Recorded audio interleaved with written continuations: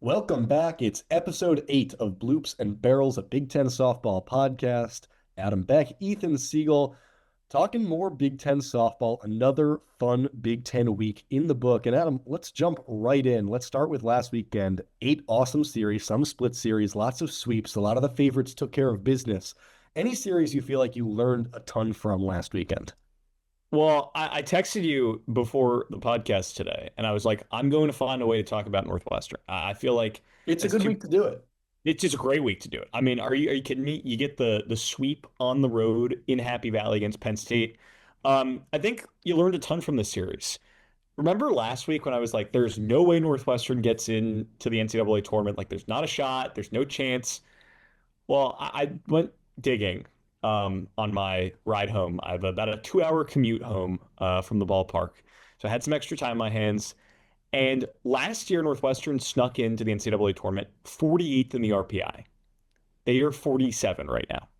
The issue is this year they don't have the quality wins. Like the only quality wins against Oregon, but this did a huge move, getting the Cats to a spot where if they finish the season strong, there's a chance. I'm not quite sure how they lost a game to DePaul earlier this Yeah, week. I was going to mention, you have to imagine the Yeah. 40th now, if you hadn't lost a DePaul midweek, plus the 9-0 lead you had against Michigan in the third game last weekend, you're Oh, probably yeah. sitting around like 40 to 38 in the RPI, feeling really good. Yeah. But the Cats played themselves back in it, and it was all about the offense. You know, the pitching up and down. Marina Mason, great in game one, really struggled in game three. But come on, Emma Ray winning Big Ten Player of the Week. She went 9 for 11, three hit games. She had two homers, six RBIs, three stolen bases. Basically leads Northwestern in every major offensive category, which is ridiculous, especially after last year where she clearly wasn't herself. Um, Definitely dealing with some sort of injury, and Kate Ryan has exactly. talked about that, but And, and coming into this year, you're like, okay, what does Emma Ray look like? Can she be a productive bat? Yeah, she is the bat now. That's fantastic. It's not Kaylee Abasato, who also was great in this series. She had two home runs in game three, 4 for 5 day, four RBIs, three home runs in the series overall. Hey, the Cats are back. We like the Cats from a talent perspective are among the top 4 or 5 teams in the Big Ten. They have not played like that this year, but they played like that in this series. it was an excellent series, put them right back where they needed to be to give them a chance to go on a run. And I remember when we talked about our mid-season awards, we both unanimously agreed and pretty fast that Avery Parker of Indiana was our catcher selection. In the last few weeks, Emma Ray has given her a run for her money. I think that's a real conversation now, what she's been doing for Northwestern. For me, the Her series on that base percentage is 500. that's crazy as a catcher. It's just nuts. Speaking of Avery Parker in Indiana, the series that jumped out to me was the series the Hoosiers played in another sweep. Indiana sweeping Purdue, that in-state rivalry. I know we were both really excited about that series when we talked on the pod last week, and it ended up being a bit of a clunker because Purdue mustered two total runs across the three games in this series. And for Indiana team, we've talked so much about their offense. To be able to win games while scoring 4 and 5 runs, allowing 9 total hits across three games for Purdue, it's just a testament. This might be a different Indiana team than last year, where the pitching staff really just unwinded down the end of the year, and it prevented Indiana from having a real shot. This year, Ella Trout, Taylor Hess were both awesome in this series, and really all four pitchers who get consistent play for the Hoosiers have been consistently contributing. This weekend were stellar from the circle with runners on. And now this is a Hoosiers team that's second in the conference in batting average. They run their first in stolen bases. They don't strike out a lot. They hit a lot of home runs. They're top five in that conference, in that category. And they're third in the conference in ERA. And if I had told you that going into the season, Adam, what would you have said? Sky's the limit for Indiana. Could they finish Yeah. third or fourth in the Big Ten? And they're similar range to what we were just talking about with Northwestern and RPI. They're sitting at 42nd now with Iowa, Michigan, and Illinois left. And now I'm feeling like Indiana's a team that I lean yes on being participating in postseason. And Purdue now sitting at 48. I feel really iffy about the Boilermakers' chances. It was a bad time for Mariah Polar to go 0 for 8 across three games in the series. Yeah, I mean, I think this Indiana team right now, if you had to give me all the teams in the Big Ten, I like them at like fifth in my current power rankings. You know, I like them more than Michigan, I like them more than Wisconsin, I like them more than Northwestern, but it's all in that similar range. Um, but yeah, Indiana, the bats, and then the pitching to show up this weekend as well, like that is huge. That was the question coming into this year is like, did they have the arms? Like that's what we said early on in the season. That's what we said even when we were picking those, midseason projections. And for them to do it this week against a Purdue offense that has been so good at times this season, you make Mariah Polar, who is arguably one of the best offensive players in the entire country, go quiet. Like that's really impressive. And the Hoosiers get a huge in-state win. So we spent some time giving some praise to two of the teams who are more in that middle range outside of the top four. But for our main segment today, I wanted to talk about the four big contenders. It's really been the four same teams for over a month now, those being Washington, Nebraska, UCLA, and Oregon. And all four had great weekends. They all swept. Nebraska swept Wisconsin, UCLA swept Illinois, Oregon swept Maryland. And who am I forgetting? Washington. Washington had a great weekend as well, and took care of business, earning the sweep. So these are four teams that I think we can firmly say are going to be in the postseason mix. But I want to project a little forward to when they're facing some of the toughest competition in the country and talk about some of the vulnerabilities, the Achilles heels for each of these teams, and specifically outline what it is for each of the team, and more specifically, whether or not they're going to matter whether when it comes time for postseason play. So let's go ahead and let's start things off. Let's talk a little bit about UCLA and some of their flaws, or maybe their one singular flaw. Well, I don't care how good this offense is. I did think about being, a little bit, silly and being like, hey, like maybe it's they rely too much on the long ball, like this is too much of a home run driven team. And I think there's a certain argument if it's a one game you need to like advance to the next round. That kind of offense is a little bit concerning. However, they just hit for power, they hit for average, they get on base. I mean, it doesn't matter. It's not the offense. It's all about the pitching. It is the single biggest issue with any of these contenders is UCLA's pitching staff behind Taylor Tinsley. They just don't have another capable option. Natalie Cable has struggled, and the other two pitchers on the staff as well have also struggled. Tinsley, 2.48 ERA, 1.32 whip. 1.32 whip is not great for your ace. She hasn't had that superstar sparkling year, and it hasn't really mattered overall because the offense has been fantastic. It's been the best UCLA offense in history. It's hit more home runs than any other Bruins team. But the problem is that, especially in week two in the Shriners Invitational down there in Florida, and then also in the series against Nebraska, when Tinsley wasn't elite, when she wasn't great, that's when UCLA lost. And that's where the losses have been this year. It's been when Tinsley has struggled and UCLA hasn't had another option in the circle. I don't think there is a bigger question mark on any contender in the Big Ten than UCLA's pitching staff behind her. I think that's a fair argument, and I think you talked about Tinsley's whip as one of the stats that stands out. And the emphasis in that is the W in whip, the walks. UCLA as a team just walks a lot more batters than I'd like to see. And right now, not all teams are making them pay for that. Down the line, when you're in a regional, you're in a super regional against some of the other best teams in the country, they will make you pay for those free passes. UCLA gives up, I believe it's a top five mark in the Big Ten in walks per game. And so it's something that I'm monitoring. And I totally agree.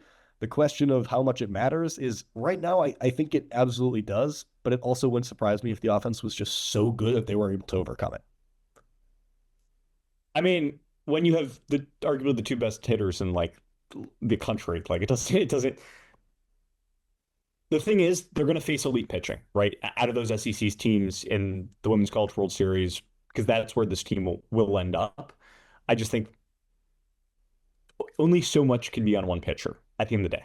Right. And I think it's a similar thing for Oregon, too. Like there's so much on Lindsey Grind's shoulders where if she isn't excellent for one singular game, like the entire thing can crumble. I think Oregon has a little bit more around Let's her. let's let's talk about Oregon. What do you think is the big flaw in the Ducks profile? Well, I think for Oregon, it's more just the overall inconsistency. I just feel like we don't really know what this team is. And even right now, like this team's won 8 in a row. They're as hot as they've been all season long. But I mean, they've swept Iowa and Maryland the past 2 weekends. And in both those series, they've had to go extra innings to secure the series sweep. Both of those extra innings games happening in game two. Against Iowa, that was a 14-13 game. Like you should not be giving up 13 runs to Iowa.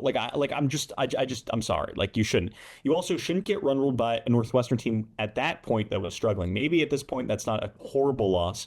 Also lost to Purdue the series before. And then you got to remember early in the year, they were struggling against some of that top competition and also picked up a loss against Southeastern Louisiana and Cal State Fullerton. So those are two like okay-ish teams. Like they're fine.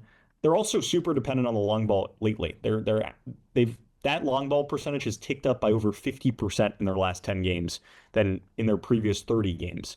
So I That just think said, they're Adam, streaky. they're still outside the top 10 in the Big Ten in home runs overall on the season, and they're not masters of small ball like last year, where the Luchars were just running rampant around the base paths. They have to win in a bit of a different way, and I think it just kind of speaks to the inconsistency. I'm not sure they have an ace up there. I don't know what the one thing that Oregon is just the best at, like they had last year. I mean, I think the thing that they do have is they still have the star power, and that's something that's really important. I think that Lindsey Grine is a star. And I think that if the season were to end today, she's the Big Ten Pitcher of the Year. I know we've talked about that earlier in the season. We've debated Jordy Fromm as well. I think Grine is still that front runner. I mean, she leads the Big Ten in a lot of the statistical categories in terms of the pitching.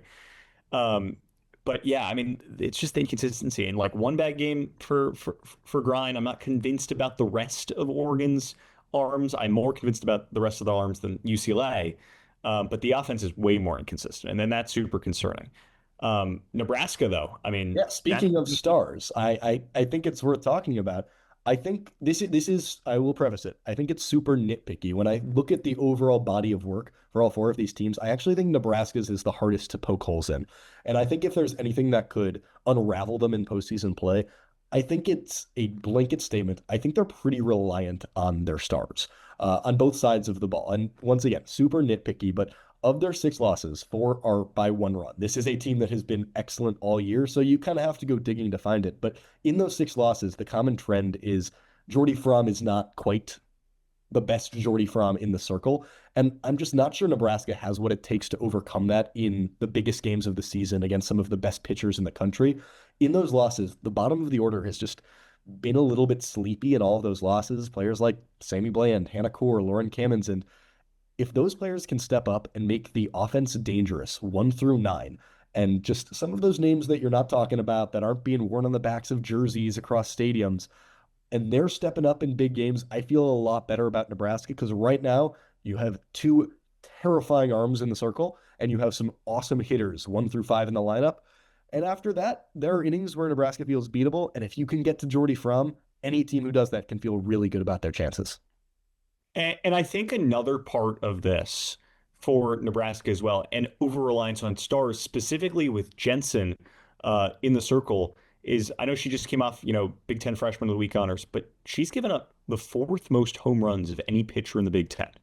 That's a concerning number. 16 on the season, tied for fourth with Julia Gossett. Um, when you're depending on an arm like that for so much, and they've also got Fromm as well that they can bounce back between the two. I'm really curious to see how those inning distributions work out in a 3 game series. I'm But really fascinated. it's a similar thing to Grind too, who's also super susceptible to the long ball. And she's slowing that down a little bit. But you just need, a walk here, maybe a little single here, and then somebody comes in and hits a 3-run home run, and then you're down 3-0. Um, yeah, I'm interested. I'm intrigued. I also think Jensen as a freshman, how does she respond in those huge pressure environments? And we saw her earlier in the season; she was excellent. She was great in the Um, UCLA series. So there is some proof in the pudding that I think I would guess that she will respond very favorably. but tournament softball, man, it's Sure. different. Absolutely. And then finally, let's talk a little bit about Washington. For me, I think if I was to point out an Achilles heel, it's just the offense showing up against tougher competition. Week we talked a little bit about how real is Washington. I still don't think we totally have the answer. We'll get a much better idea of that in these next few weekends when they're taking on some of these other West Coast teams. And last week, I think I brought up the stat about where their runs go down offensively in terms of when they're playing against ranked opponents. I'll bring up a similar stat this week. They have 9 losses on the season, and in those losses, they average just 2.9 runs per game. And that is way down from their season average. This has been one of the best offenses in the Big Ten all season long. And against tough competition, they strike out a lot. And I think also just when you're ramping up the level of play, the margin for error goes down. And Washington is a team that has scored 54 total runs on unearned plays, so unearned runs this season. So both credit to Washington for putting pressure on defenses like that, but when those defenses are not Maryland and Iowa and some of the other Big Ten middle and bottom feeders, but some of the best in the country, it's just harder to get away with scoring runs in that way. I think you said what I agree with in a nicer way than I would have put it. I just think They're at a talent deficit compared to these other teams that we're talking about. I'm not saying Washington's bad in any sense of the I imagination. They do think the offense is like 1 through 9, like everyone is scary in that lineup. I genuinely think that is a real thing. I don't think they are of the same caliber as those other. Maybe I think similar to Oregon. That's unfair. I think Oregon and Washington similar caliber of talent, but they are not a UCLA and they are not a Nebraska from a talent perspective. So yes, they've got great talent on that team in Alexis DeBoer. I mean, she's going to be the headliner. Um, but overall, I think that is part of the reason why that offense has struggled against tougher competition is because I don't think they quite have that. They've got B plus A minus. They don't have A talent. We'll see. I'm like gonna put a damper on that one for now. I think we'll return to this conversation in the next week or two after they've faced an Oregon, after they faced a UCLA. But moving from saying some negative things about the best teams in the conference, I wanted to challenge you and say something nice about some of the teams we probably haven't spent quite as much time talking about on this podcast because they're frankly out of the mix at this point in the season. So give me a cool stat, a cool player, something good to say about one of the bummer teams in the league. Nobody in the conference has talked about Mariah Penta on this podcast, or just in well, we haven't talked about her. And this We is have the not. first time we're talking about her. Of Maryland. I feel like we need to Of say Maryland. Yeah. yes. So I thought this was a great opportunity. Third year player. She played her freshman year at Auburn, past 2 years at Maryland, and she is tearing it up for the Terps right now. Um, she's raised her batting average 50 points in the last month. Doesn't strike out. Strikeout rate's under 10%. She leads Maryland in batting average, slugging, OPS, RBIs, doubles, tied for 10th in the Big Ten with 11 doubles as well. She's batting near the 400 mark. She's been fantastic, and especially over this past month. 367 on the season, but in the last 14 games, 455 hitter. Uh, Not a ton of power, just one home run in that span, but the double. She's speedy. 7 extra base hits, 11 RBIs. It's just a 6% strikeout rate in that span. Those are some filthy numbers. Real deal numbers for a Maryland team that has, struggled to get wheels off the ground, I'd say overall. Don't look at the record. Don't look at the record. Yeah, the 1-17 in conference play isn't the nicest, but Penta definitely deserving of a shout out. Someone we have talked a little bit on the podcast, but I just want to give more flowers to is Minnesota Sydney Schwartz, just because it's a shame that there's not a bigger light on what she is doing this season. She has a losing record on the year, sitting at 10-11. And in those 11 recorded losses, she's averaging just 2.5 runs of support from her offense per game. And she leads the Big Ten in shutouts, tied. She's top 5 in innings pitched. And Minnesota actually is not at the bottom of the barrel in terms of the just conference standings in Big Ten play. They have 6 Big Ten wins. And do you want to know why?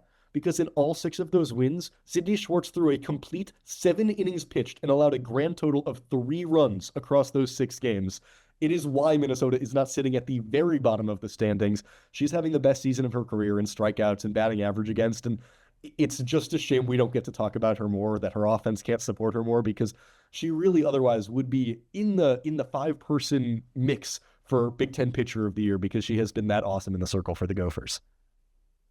I think that just tells you what's going on the other side of the ball for Minnesota. And actually, they've been heating up a little bit more in April, so I don't want to say that entirely to knock the offense. They have some players who are playing well on that side of the ball, but it's just a bummer to waste this good of a Sydney Schwartz season. But let's move on and talk a little bit about forward prognostication. Another exciting weekend of Big Ten play, 8 more series as we round in, 3 more weekends until the Big Ten tournament out in College Park. So we're running out of time in the regular season, and a lot of these teams still, I feel like, have a lot to prove. I feel like I still have questions about a lot of these teams as they jockey for postseason positioning, whether that be getting into the field, whether that be for hosting duties or whatnot. But what jumps out to you from the 8-series slate this upcoming weekend?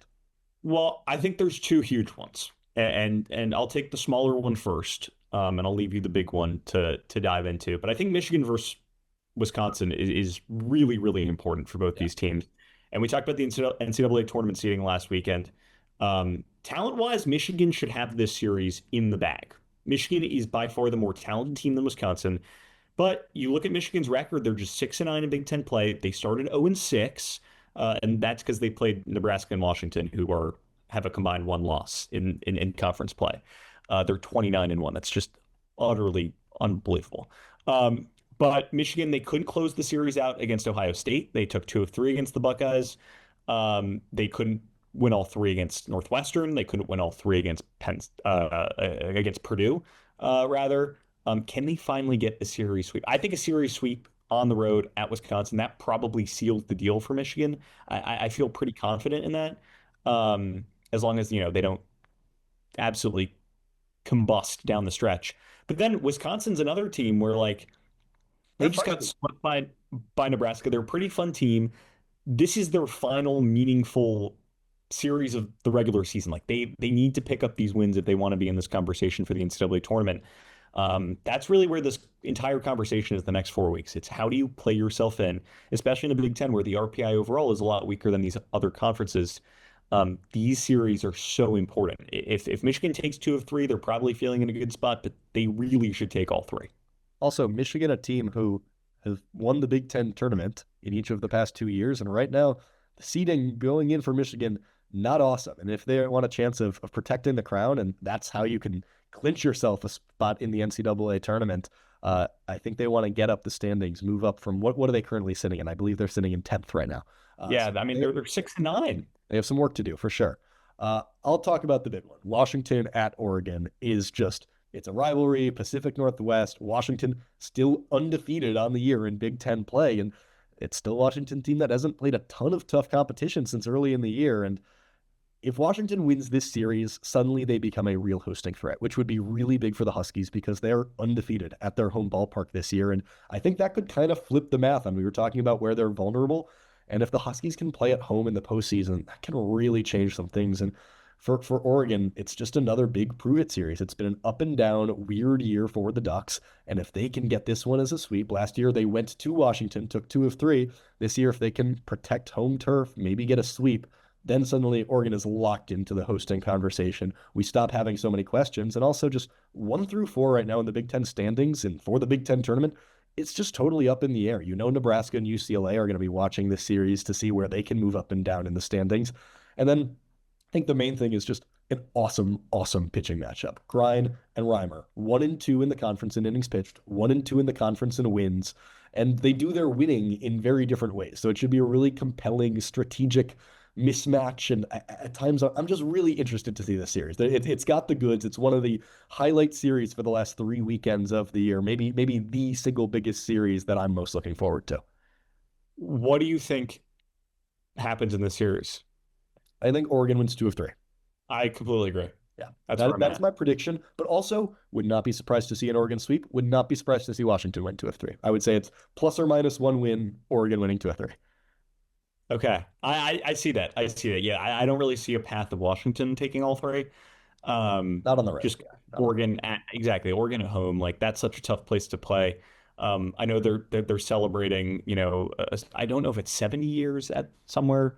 Let me double check this, but I know they're doing a celebration at Jane Sanders. Speaking of celebrate, Uh, this is also I'll kind of fill time as you look. This is the time of year where right now everyone in the conference is hosting their Bark in the Park days, and I have really enjoyed the social media content from that perspective. is Bowser the Bernedoodle making it out to Bark at the Park? I hope so. I certainly hope so. For those not familiar, that is Danielle Williams, former Northwestern's pitcher, her very very adorable dog.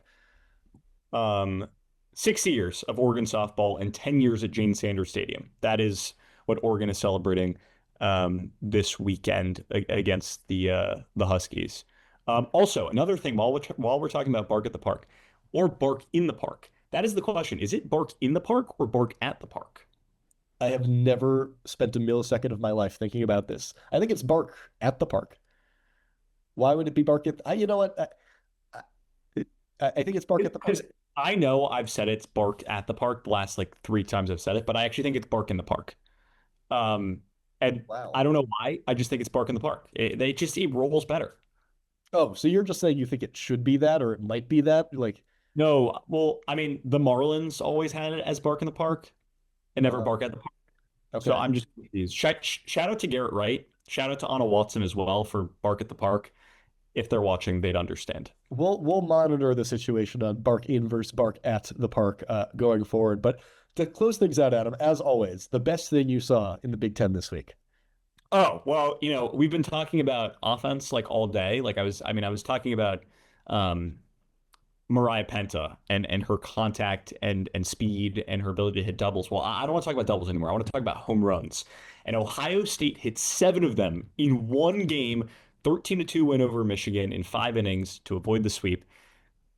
I mean, Kieran Kumar's squad they just keep hitting home runs. And the thing is, no one's talking about them and their home run abilities because UCLA's in the conference. But Ohio State, 96 home runs this season, safely in second place in the Big Ten. They hit program record tying 7 home runs. They hit 3 in 1 inning. That was in the second, which also tied the program record for home runs in an inning. And Abby Wilhelm had 3 of them. So, you know, this Ohio State team, they're fun at times. They hit home runs. We should shout that out. UCLA also hit a lot of home runs this weekend against Illinois.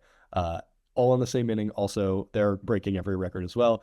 For me, I'm going to cheat a little bit this week and go outside the Big Ten because I actually have spent my last 8 days before returning back here to Evanston in Austin, Texas. And this past weekend, I got a chance to go to Texas versus Oklahoma softball, number 4 versus number 2. I was at the Saturday game, which ended in a one-run Oklahoma win.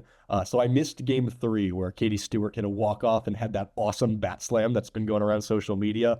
But man, the vibes, the environment, just so, so good in Austin. Awesome rivalry series and just the quality of play. Like it's a sneak preview of what some of these Big Ten teams are going to have to face if UCLA or Nebraska and Oregon can make it to the Women's College World Series. And man, it is scary. Reese Atwood in the first inning, I was watching a runner thrown out on the base paths, threw another one out at the next inning. She is unbelievable. Kendall Wells, the freshman for Oklahoma, just setting records, just some of the talent. I do think there still is a disparity right now. As much as we love the Big Ten, the SEC is just a different beast. And I think it shows up actually right now the most in the pitching and the fielding, I think is actually where there's the biggest gap. Just the quality of defense. I was so impressed by both third basemen in the game. Just bunt coverage is always so, so clean, so, so sharp. And just pitchers who are really good at inducing awkward contact. And I think these are some of the best teams in the country. And if you were to have me bet today what conference is holding up the trophy at the end of the year, it is still, unfortunately, for this podcast at least, probably the SEC. Ethan, while we still have just a moment, out of those two teams, Oklahoma, Texas, honestly, any SEC team, which Big Ten team do you think matches up best against that kind of caliber squad? Nebraska. It's Nebraska because of the pitching. I think it'll be a low scoring game, but I think Fromm and Jensen at their best can just make it. We've already seen that this year in some of the early tournaments, but I think Nebraska, a team who beat Texas, one of Texas's very few losses on the year, I think Nebraska matches up the best. But listen, Oklahoma, Texas, Tennessee, Alabama, Arkansas has been awesome this year. There are a bunch of contenders in the SEC, and I was very lucky that I got to see 2 of them in one of the biggest games of the year. Notably, not a Big Ten thing that you saw this week, but we'll Yeah, allow it. sorry, I cheated. But with that said, remember to like and subscribe on X at Bloops Barrels and on Instagram at Bloops and Barrels. And as always, please leave a like, a comment. Let us know what you want us to talk about. If your favorite team is being under discussed here on Bloops and Barrels and you want to hear more content, we're nearing the final few weeks of the season, heading into Big Ten tournament and then postseason season. It's an exciting time. So be sure to subscribe to the channel for all the content. Adam, thank you so much for joining on this lovely, lovely Monday evening as we get excited for more and more great Big Ten softball play. Thanks for tuning in.